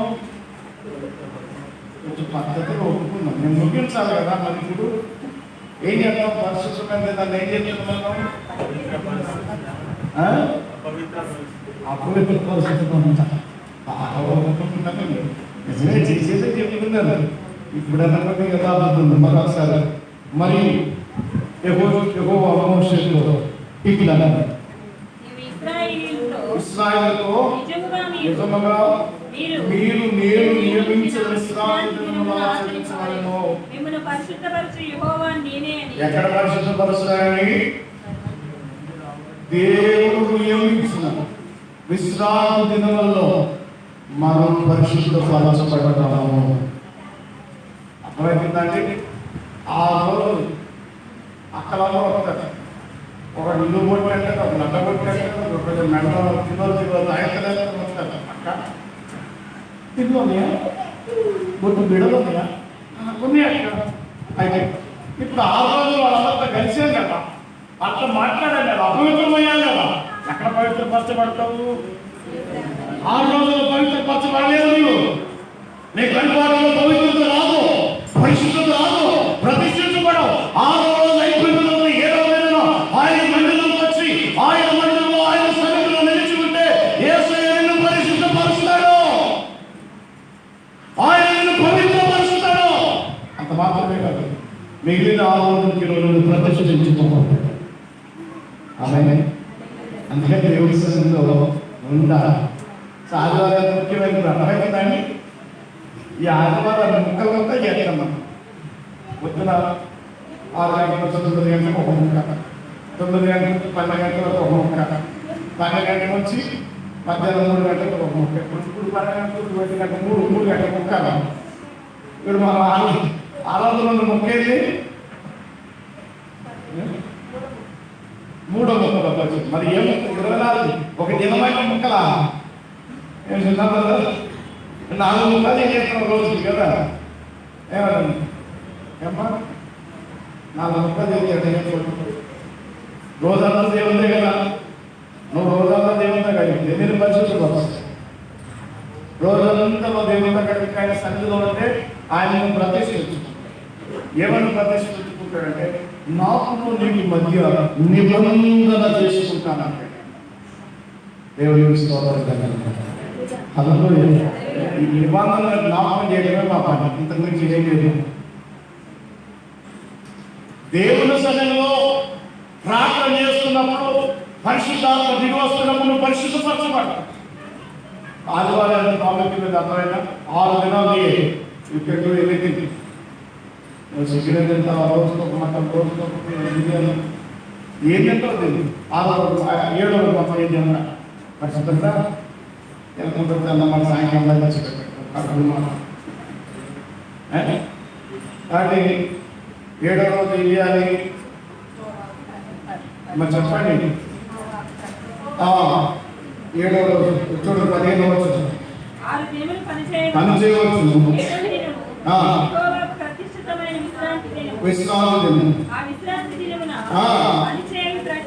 పని చేయు ప్రతి వాడును అందరూ పనిచేయాలి. ఇక్కడ ఇడిచిపెట్టి ఆడేలా చేస్తే చచ్చిపోతారని కాదు, చచ్చిపోమని అసలు నీ ఆశీర్వాదం చచ్చిపోతారు, నీ దీవులు చచ్చిపోతారు, నీ నెమ్మది చచ్చిపోతారు, నీ సమాధానం చచ్చిపోతారు, నీ జీవితంలో సమయాన్ని జరగాల్సిన కార్యాలను చచ్చిపోయి అయ్యారో నా పరిస్థితి నువ్వు 100 సార్లు అడిగినాను, నువ్వు 100 సార్లు అడిగినాడు. ఇంకో పాస్ కాదు, ఇంకో పాస్ ఆయన దగ్గర అయ్యగారు అంటే అదే నాయన విశ్వాసాన్ని నాశనం చేసింది. నీకు ఎట్లా ఆయన ప్రార్థన చేసి వచ్చిందా? చిన్నపిల్లలు ఇప్పుడు చిన్నపిల్లలు బ్రదర్ గంట ప్రార్థన చేసి వచ్చిందా? ప్రజలు వచ్చి ప్రార్థన చేయి అంటే అయితే ఇది విశ్రాంతిలో సక్రమంగా లేదు.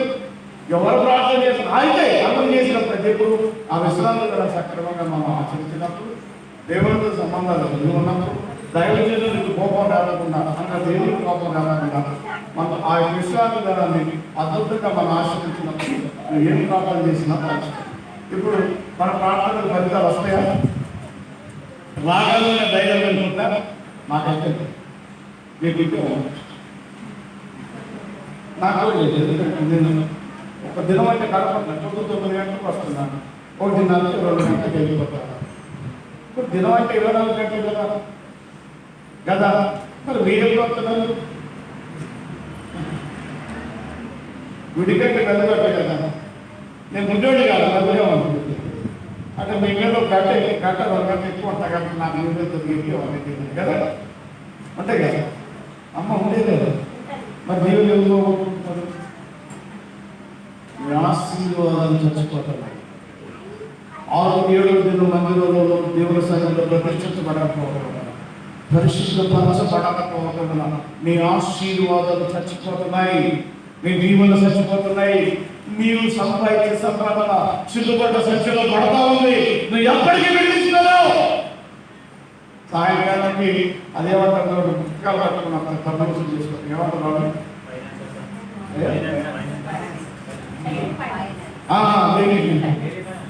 ఇక మనం ఎంత కష్టపడ్డా వాళ్ళు ఇస్తావా లేదని కూర్చుంటాడు. అరే నాయన మరి పొద్దున్న నుంచి కష్టపడ్డా అమ్మయ్య ఈరోజు 7 రూపాయలు వచ్చిందని వాడు వచ్చి నా ఫైనాన్స్ నాకు ఎంత వాళ్ళు నీకు శ్రమంతో పాటు దొంగతనం చేసుకుని పోతాం.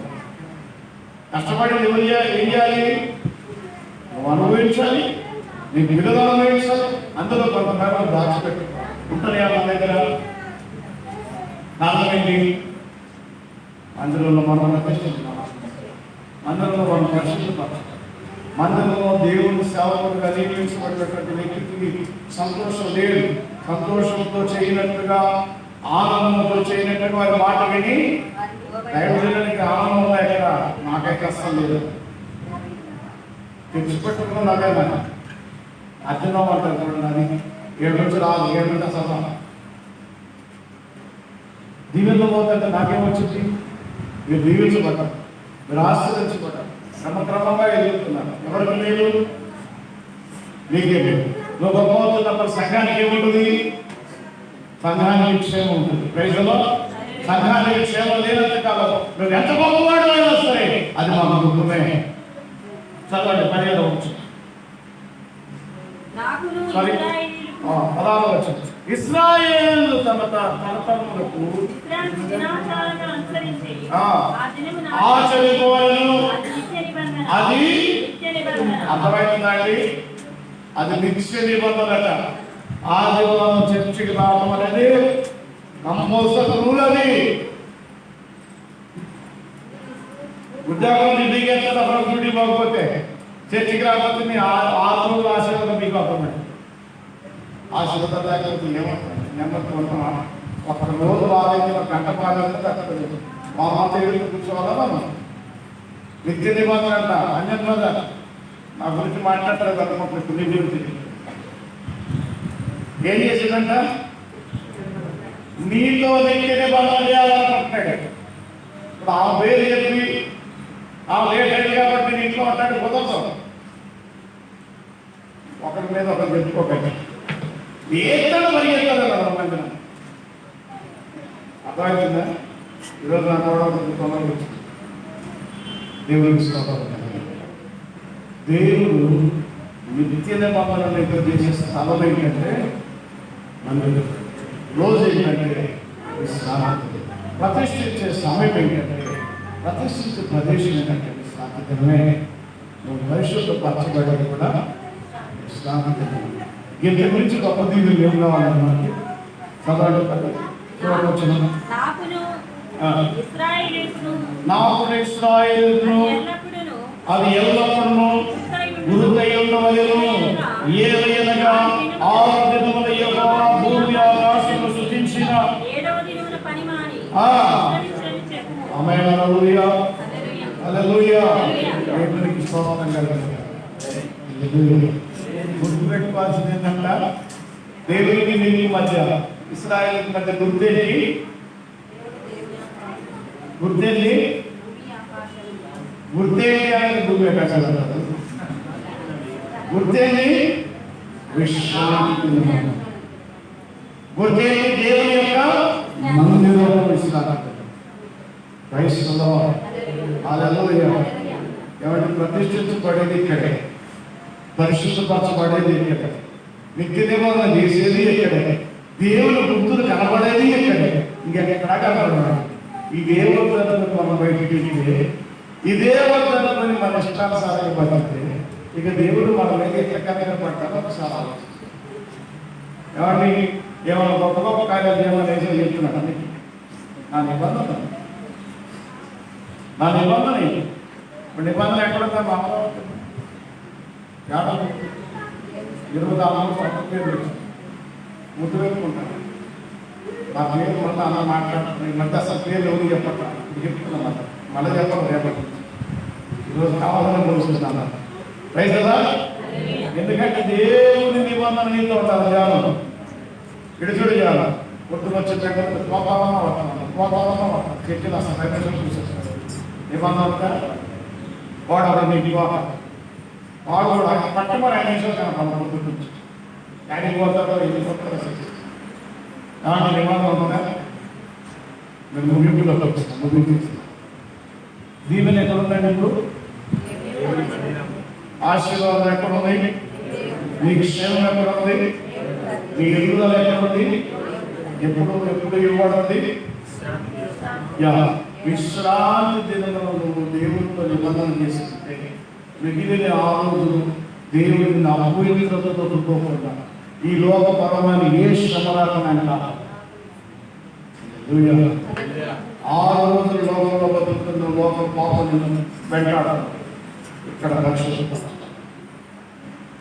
దేవుని సహజంలో పరిశుద్ధపరచాలి. దేవుని దీవెనలు నిలుచుకుంటాయి.